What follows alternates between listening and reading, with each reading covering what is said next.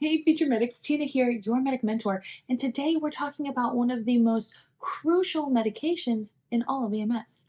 It is epinephrine 1 to 10. This is the code drug, and you're going to use it while doing CPR. So let's get into it.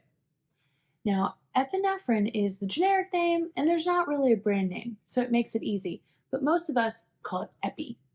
And when we're looking at this one, its name is Epi 1 to 10,000.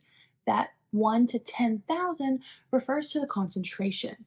It is 1 milligram of Epi in 10, I hope that's the right way around, 10, there we go, milliliters.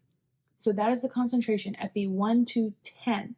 Not to be confused with Epi 1 to 1, which we've already learned about, which is 1 in 1,000. Epi 1 to 10 is made to go IV because it's been diluted. Epi 1 to 1 cannot go IV, so do not mix these up. They're not interchangeable. This drug is a sympathomimetic, which means it mimics the fight or flight response that we get from our sympathetic nervous system. Now, this medication will stimulate the alpha and the beta adrenergic receptors. Stimulating both of them gives us two ways to try and revive our patient. So stimulating the alpha receptors is going to cause vasoconstriction, which is going to shunt blood to the core to try and gain reperfusion and also increase our blood pressure. Now, the stimulation of the beta 1 receptors, which are in the heart, is to increase heart rate, contractility, and automaticity. All things that we want to hopefully restart the heart.